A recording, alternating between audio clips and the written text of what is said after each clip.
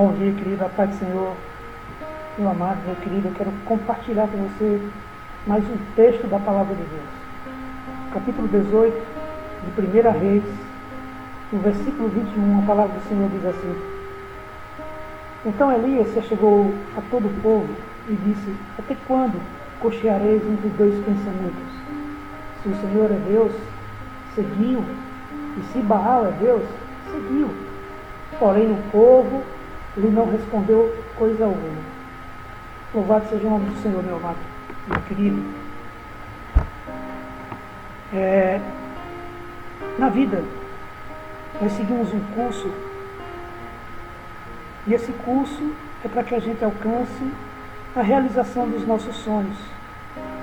Alcançarmos um sucesso não é fácil.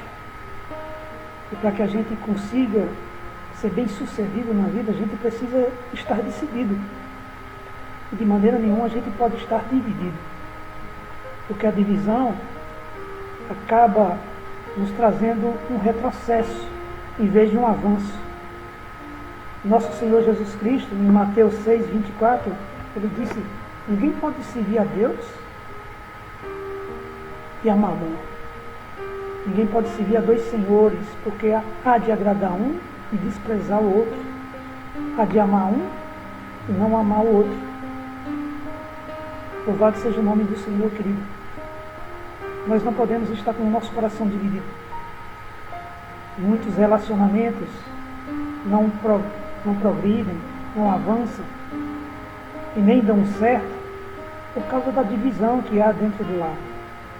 Famílias divididas, reinos divididos, não prosperam. É a palavra do nosso Senhor Jesus Cristo. Então precisamos estar focados. Quando lemos esse texto, o que acontecia aqui? O povo de Israel estava dividido no seu relacionamento com Deus. Porque queriam, em alguns momentos, servir aos deuses. Deuses esses influenciados por uma rainha má e tirana chamada Jezabel, que depois de se casar com o rei Acabe, uma mulher fenícia, uma mulher estrangeira, trouxe a adoração aos ídolos, aos deuses pagãos, para dentro de Israel, fazendo com que o povo apostatasse da sua fé, se desviasse do caminho do Senhor. E muitas vezes, quando o povo de Israel era ameaçado e que os inimigos buscavam afligi-los, eles se voltavam para Deus. E nós sabemos que isso acontece há muito tempo. Desde a época lá dos juízes, no Antigo Testamento, né? Até a época de hoje, como homens de Deus que nós somos, muitas vezes, nós acabamos estando divididos, né? Um pé dentro da igreja e outro pé no mundo. E isso não agrada a Deus. Lá em Tiago, no capítulo 1, a palavra do Senhor diz que quando um homem está com a sua fé dividida, é semelhante às ondas do mar, né? Que, vez ou outra, elas estão sempre se alternando entre altos e baixos. E Tiago, ele faz uma pergunta: não pense essa pessoa que vai alcançar de Deus algum favor. Ou seja, quando nós estamos divididos, querido, de forma nenhuma nós agradamos a Deus. A palavra do Senhor diz que sem fé é impossível agradar a Deus. E a nossa fé, ela precisa ser bem focada e bem centralizada na vontade de Deus, para que a gente seja abençoado em todos os nossos caminhos. Nessa passagem, Deus levantou um profeta, um homem de Deus, valente, chamado Elias, que diante do rei Acabe profetizou que haveria uma seca durante 3 anos e meio sobre Israel. E foi o que aconteceu. E Deus levou ao profeta Elias para se alimentar na beira do Jordão, na beira do rio. Lá ele seria alimentado pelos corvos. Passado o tempo, alguns anos, alguns meses, Deus levanta uma viúva lá em Sarepta para abençoar a vida desse rapaz chamado Elias, o profeta de Deus, para que ele não passasse fome, sendo mantido ali por um milagre, porque aquela mulher também passava fome, só tinha um pouquinho de farinha na sua panela, um pouquinho de azeite, que ela ia cozer um bolo, ia comer ela e seu filho para morrerem. Mas o Senhor usou a vida do profeta para multiplicar aquele azeite e aquela farinha todos os dias durante essa seca, por causa de uma oferta dessa mulher. Deus abriu portas espirituais de milagre para a vida dessa mulher. E essa passagem aqui, quando Elias ele vai confrontar os profetas de Baal. Baal era uma representação do deus pagão ao qual Jezabel servia. Jezabel servia a Zerá e a Baal, deuses pagãos lá da Fenícia, de onde ela veio, dos Sidônios, porque o pai dela era Etibaal, um Sidônio. Então, ela trouxe essa idolatria para dentro de Israel, porque ela se casou com das tribos de Israel. O rei Acabe, ele era das tribos de Israel e se tornou rei, e se casou com uma estrangeira, uma coisa que aborreceu Deus. Deus não gostou desse relacionamento entre um dos filhos de Israel com uma mulher estrangeira, porque isso trouxe caos e apostasia para dentro de Israel. Então, o que aconteceu aqui foi: o rei Acabe chamou o profeta Elias de perturbador de Israel. E o profeta Elias não aceitou, porque ele não era quem perturbava Israel, mas sim o rei Acabe com sua prostituição aos deuses pagãos. E ele disse: olha, é a sua casa quem perturba Israel, é a sua família que perturba Israel. Então, junta todos os profetas de Baal e vamos para o Monte Carmelo, porque lá o Deus que responder com fogo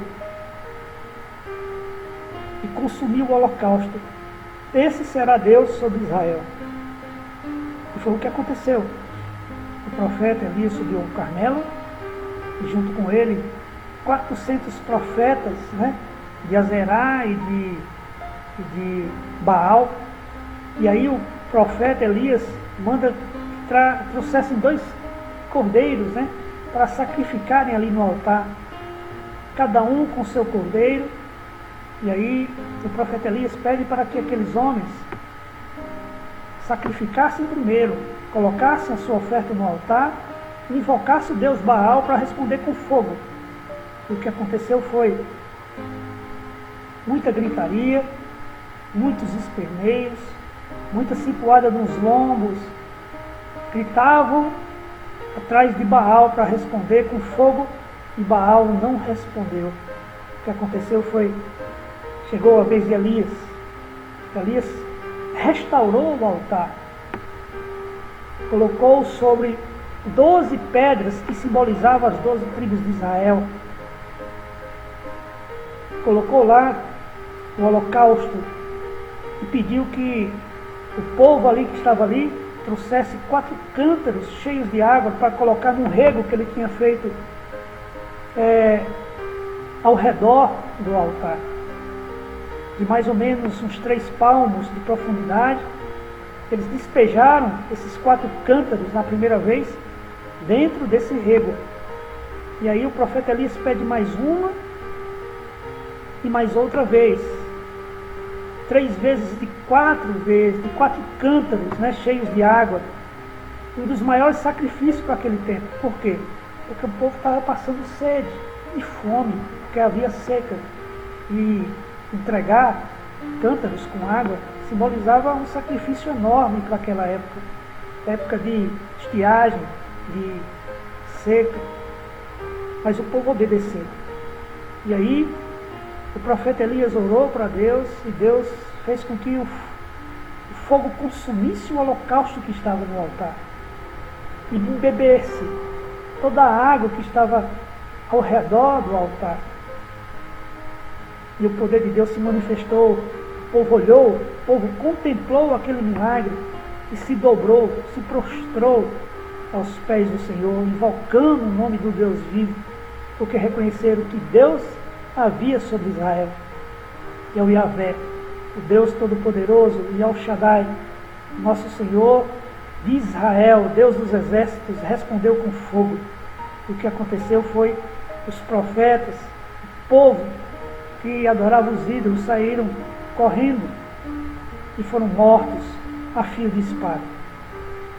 Então, querido, todo esse texto é um simbolismo para os nossos dias.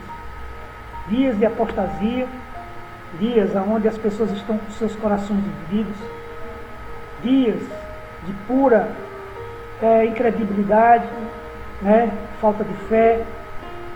As pessoas se movem sem fé, porque preferem acreditar naquilo que tem nas suas mãos, no dinheiro, muitas vezes. E quando Jesus vai falar em relação aos senhores da vida de alguém, ele se refere exclusivamente a Mamon. E Mamon significa o Deus do dinheiro.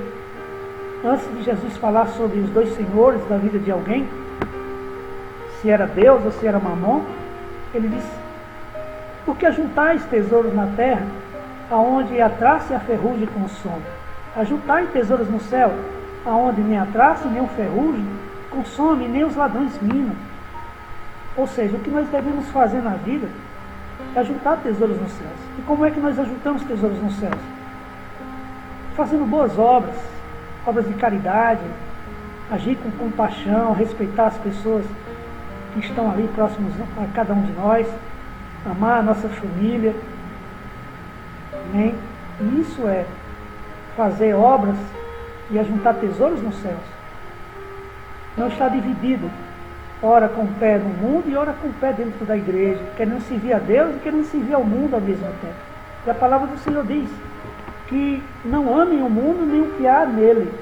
Se alguém ama o mundo, o amor do Pai não está nele. Lá em 1 João, no capítulo 2, versículo 15, é o que a palavra do Senhor diz. E que comunhão, meu querido, pode haver entre a luz e as trevas? E que consenso pode haver entre o templo de Deus e os ídolos? E que concórdia há entre Cristo e Belial? Jesus falou: o reino dividido, casa dividida não prospera, não consegue avançar. Jesus estava se referindo ao inferno e a Satanás. Ou seja, Satanás não está dividido com ele mesmo, e nem o inferno dividido com ele mesmo. Por isso que prospera, trazendo caos, trazendo discórdia, trazendo conflito no meio do povo. Por quê? Porque o inferno e Satanás não estão divididos, por isso que prosperam. E a obra de Deus precisa prosperar. Na nossa vida também. A nossa casa precisa prosperar. Os nossos sonhos precisam ir adiante. Né? E para isso, a gente precisa estar unido, em comunhão. A gente precisa estar focado e decidido. Porque de outra forma, a gente não consegue avançar e nem consegue prosperar. Então, essa mensagem é para que a gente se desperte. Porque todos nós temos sonhos. Sonhar é da natureza humana. E para alcançar esses sonhos, nós precisamos tomar uma decisão e focar naquilo que deseja. Quanto mais quando se referimos ao plano celestial e a todo tesouro que há nos céus. A vontade de Deus precisa prevalecer em nossas vidas. O nosso coração tem que ser entregue nas mãos daquele que verdadeiramente merece o nosso louvor e a nossa adoração. Porque Ele é maior. Amém? Porque Ele é todo-poderoso. Porque Ele é Criador. Porque foi Ele que enviou o seu Filho, aquele Filho tão maravilhoso que se entregou na cruz, Jesus Cristo, o nosso autor e consumador da fé. A nossa fé precisa estar em dia. Amém? Louvado seja o nome do Senhor. eu quero dar umas referências de pessoas que estavam com sua vida bagunçada e dividida. Sansão foi levantado por Deus para defender o povo de Israel, para se tornar juiz sobre Israel, enfrentar os filisteus. O que aconteceu? Se transformou num escravo dos filisteus. Isso é terrível. Quando nós estamos divididos, nós nos tornamos escravos daquilo que nós buscamos como motivação para o nosso coração se dividir. Eu quero falar de Salomão. Salomão recebeu das mãos do rei Davi, o seu pai, o trono de Israel. Ou seja, ele se tornou rei. A palavra do Senhor diz que ele teve paz durante todo o seu reinado. Foi um dos homens mais ricos de toda a terra. Além de rico, um dos homens mais sábios, se não o mais sábio sobre a terra. Onde as pessoas vinham de longe, tipo a rainha de Sabá, para conhecê-lo. O que aconteceu foi, o coração do rei Salomão se dividiu. Se deixou levar pelo encantamento das mulheres estrangeiras, das concubinas, né? E se relacionou com todas elas. O que aconteceu foi, se contaminou com a idolatria que havia nelas. Ou seja, elas influenciaram, de certa forma, o rei Salomão. E o rei Salomão, porque o coração dele estava dividido, Deus aplacou uma consequência terrível e disse que por causa do coração dividido de Salomão, o reino de Israel seria dividido entre reino do norte e reino do sul. Iria ter 2 reis sobre Israel, um em Judá e outro em Israel, em Jerusalém. Então, meu amado, meu querido, nós precisamos ser prudentes para não nos comportarmos muitas vezes e de forma leiga como Judas, porque Judas ele chamava Jesus de mestre, mas os seus olhos nunca o contemplaram como o verdadeiro Senhor de sua vida. É tanto que nos últimos dias trocou Jesus, né, por algumas moedas de ouro. Então, o que acontece com homens divididos? A ruína, o caos e a morte. Que a gente possa, amado, querido, colocar nossa mente naquilo que edifica, naquilo que verdadeiramente pode transformar nossa vida. Paulo, ele fala na sua palavra que nós precisamos buscar a face do Senhor, para que ele resplandeça a sua luz sobre nós. Que nós não podemos estar divididos, o pensamento dobre, querendo servir a 2 coisas ao mesmo tempo.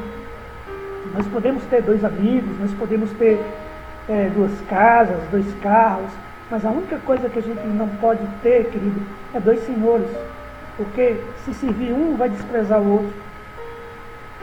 Então precisamos nos despertar, querido, para que a gente não venha se arruinar. Amém? Paulo, ele fala na sua palavra que tudo que é amável, tudo que é verdadeiro, tudo que é de boa fama, tudo que é puro, seja isso que a gente venha colocar em nossos corações, para que a gente alcance a qual é a boa, a perfeita e agradável vontade do Senhor em nossas vidas. Não vos conformar com esse século, mas se renovar pela transformação da nossa mente. Amém? Que Deus abra esse entendimento e essa visão e que desperte o coração, desprenda das coisas. Porque a palavra do Senhor diz que Deus transforma cada um de nós em novas criaturas, porque as coisas velhas ficaram para trás e se tornam novas todas as coisas em nossa vida. Então, desprenda desse jugo desigual. Você é templo e morada do Espírito Santo. Você é luz sobre o mundo, né? Jesus mesmo falou isso, que nós somos luz no mundo. Ninguém pode esconder uma luz ou um candeeiro, uma candeia, debaixo de um alqueire. Mas, ao contrário, pega a luz e coloca em lugares altos para iluminar toda a casa. O Senhor Jesus nos chama também de sal da terra, para que a gente não seja salgado e nem insosso, mas sal na medida. Amém?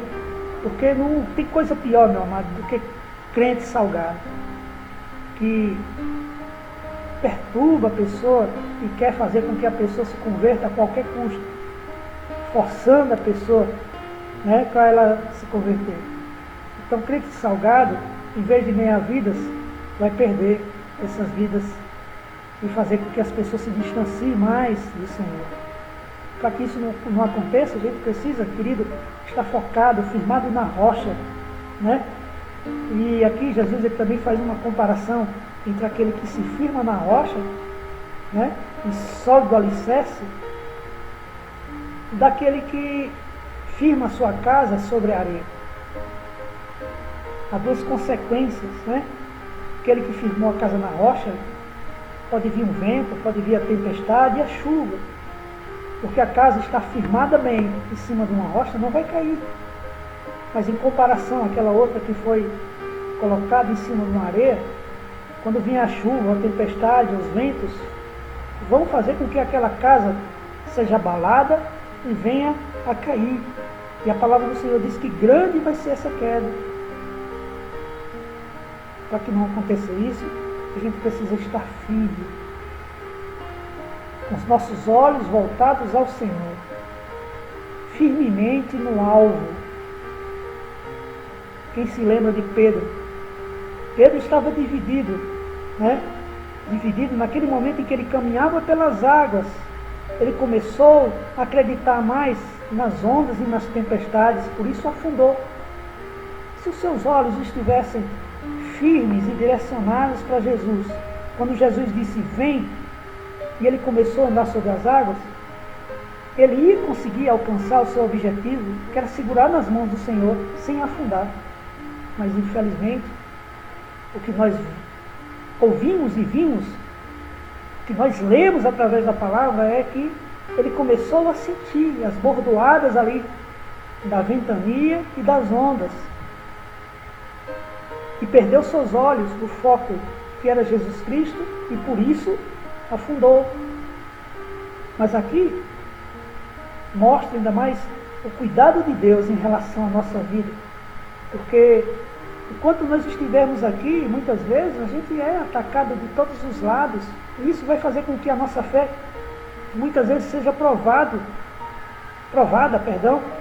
Para quê? Para que seja aprovada. Porque quando vem as tribulações, quando vem as lutas, as dificuldades, não é para outra coisa, mas é para que a nossa fé, no meio dessa situação de caos, de tribulações que muitas vezes nos atacam, nos atingem, é para que a gente seja aprovado e não seja derrotado ou reprovado. Amém? E Deus manifesta a sua graça e a sua misericórdia ali quando Jesus vem, estende a mão e puxa Pedro de dentro da profundeza das águas e recoloca Pedro dentro do barco.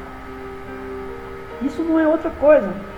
Isso é a bondade, isso é o amor, a compaixão do nosso Senhor Jesus Cristo, que se manifesta em toda e qualquer situação, porque Ele nos ama. Amém? E que a gente possa se desprender, que a gente possa viver tudo aquilo que Deus tem planejado para nós. Deus não quer a nossa derrota, Deus não quer que a gente viva debaixo de miséria, de fracassos. Não, Deus quer que a gente seja vencedor. E nós somos mais do que vencedores em Cristo Jesus. É isso que a palavra do Senhor diz lá em Romanos 8. A partir do 30 em diante, a palavra do Senhor diz que nós somos mais do que vencedores em Cristo Jesus. E porque somos vencedores, querido, não há espaço para outro tipo de pensamento. Pensamentos de derrota, de fracasso. Não. Nós precisamos servir a Deus decididos e saber que Ele é o melhor, que Ele é a firmeza para nos sustentar em todos e quaisquer momentos. Amém? Louvado seja o nome do Senhor. Que a gente não seja ou se comporte como esses homens que eu falei. Sansão, Judas, né? Paulo foi um grande exemplo de homem que vivia debaixo de religiosidade. E a religiosidade, querido, ocasiona divisão na nossa mente, na nossa vida. Porque a religiosidade nos faz buscar muitas outras coisas, né? E isso acaba nos distanciando do nosso verdadeiro Deus. A palavra do Senhor diz, lá em Efésios 4, no versículo 4 a 6, há um só corpo e um só Espírito, um só Senhor e uma só fé, um só batismo, um só Deus e Pai de todos, o qual é sobre todos e por todos em todos vós. Amém? Só há um Deus e só há uma fé. O inimigo, o nosso adversário terrível, sagaz, astuto, ele usa a religiosidade para tentar dividir o homem. E o homem dividido, ele não prospera. O homem dividido, ele vive debaixo de escravidão. Ele está em prisões. Ele vive a paralisia, porque ele não avança. Para complementar essa mensagem, eu quero que você pense um pouco. Olha só o que acontece quando o homem fica dividido. Tem aqueles momentos que a pessoa está indeciso, querendo vestir uma roupa para ir para um local, tem data e hora marcada para a pessoa ir, mas a pessoa se atrasa, porque fica indeciso que roupa vestir, o que é que vai falar, com quem vai, como vai. Então, por causa da indecisão, a pessoa se atrasa para o compromisso. E isso pode acarretar para essa pessoa perdas, né? Eu trabalhei num trabalho aí há um tempo em que eu precisava participar de uma reunião. E eu cheguei na hora. Eu assisti a reunião por inteira. Eu consegui absorver todos os ensinamentos e tudo aquilo que foi dito ali na reunião. Mas teve algumas pessoas que chegaram meia hora atrasada. A introdução ali e mais algumas palavras que foram ditas ali, aquelas pessoas ficaram no aéreo, não conseguiram entender muito bem o assunto da reunião.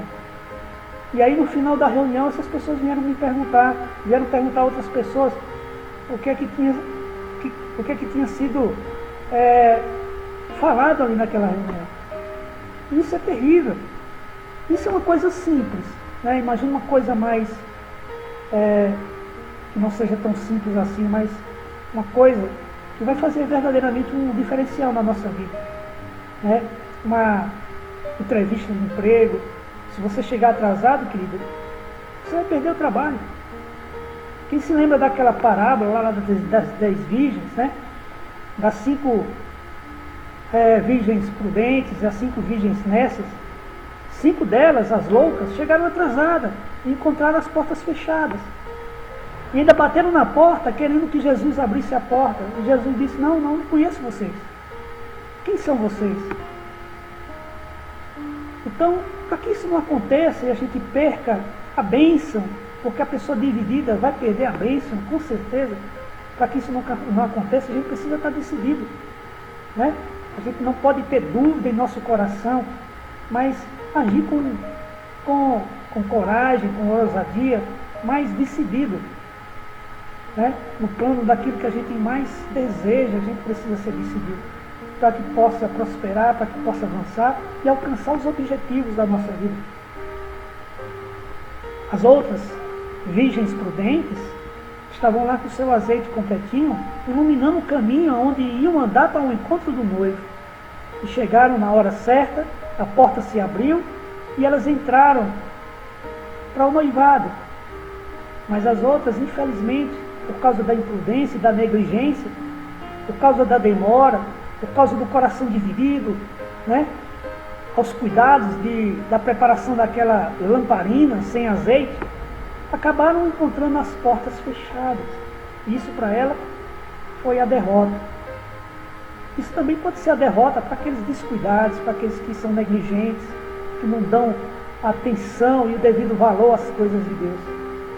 O que pode acontecer é, essas pessoas podem perder a sua salvação por causa da negligência, por andar demais, pecando de todas as formas, sem se arrepender dos seus pecados e sem se converter a Deus, que pacientemente espera essas pessoas se converterem, buscar a sua face. Né? Segunda Crônica 7,14 fala isso.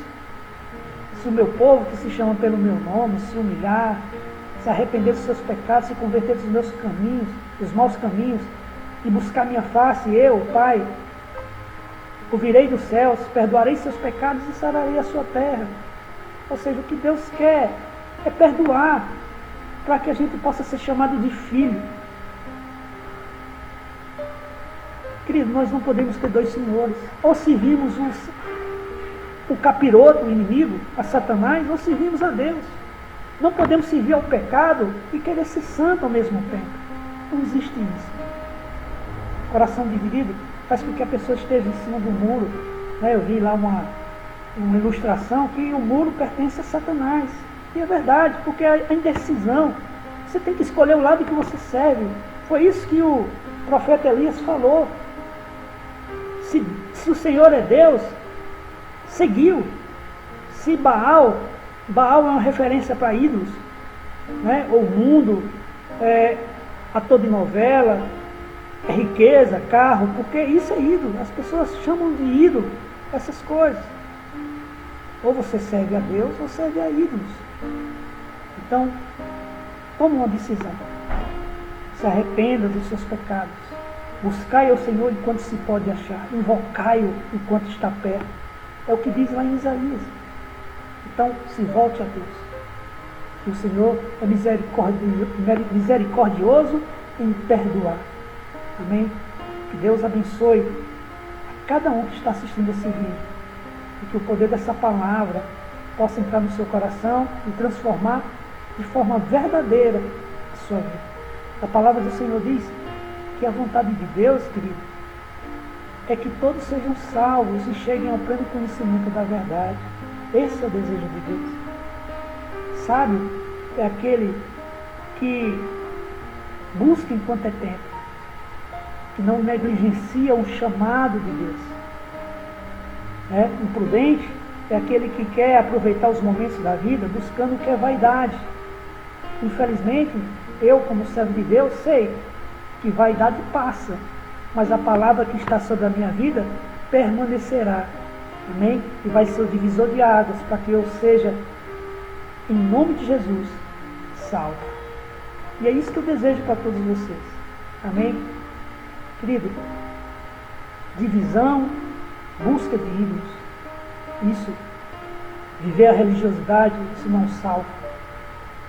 Porque se salvasse, querido, isso faz confundir a nossa mente. E por isso que Deus simplifica a salvação através de Jesus, o seu único Filho. Eu digo único, Filho unigênito. João 3,16, a palavra do Senhor diz que Deus amou o mundo de tal maneira que entregou seu Filho unigênito, para que todo aquele que nele crê não pereça, mas tenha a vida eterna. E a palavra do Senhor diz que também só há um só Deus, e o único mediador entre Deus e os homens é Jesus Cristo, homem. Só existe uma porta para a nossa salvação. Jesus disse em João 14,6: eu sou o caminho, a verdade e a vida. E ninguém vem ao Pai se não for por mim. Só há uma entrada para a salvação. E essa entrada se chama Jesus Cristo. Ele disse: eu sou a porta. Quem entrar será salvo. Entrará e sairá. Isso quer dizer o quê? Se tornará livre. E a palavra do Senhor diz: aquele que o Filho vos libertar, verdadeiramente sereis livres. As pessoas confundem a liberdade, essa liberdade passageira, com a verdadeira liberdade e que não vem ao caso. O que é a verdadeira liberdade é estar livre em Cristo Jesus para viver eternamente. Querido, recebe essa palavra no teu espírito. Que Deus te abençoe em todos os teus caminhos e que Cristo Jesus reine em cada passo que você for dar. Reine na tua casa, na tua família, no teu trabalho, nos teus pensamentos, nas tuas decisões e principalmente no centro do teu coração. Amém? Se isso acontecer, Deus vai fazer uma grande obra de milagre a partir de você. E você vai ver quão grande é Deus na tua vida. Um abraço. Fica na paz, querido. Deus te abençoe, que Deus te guarde em nome de Jesus.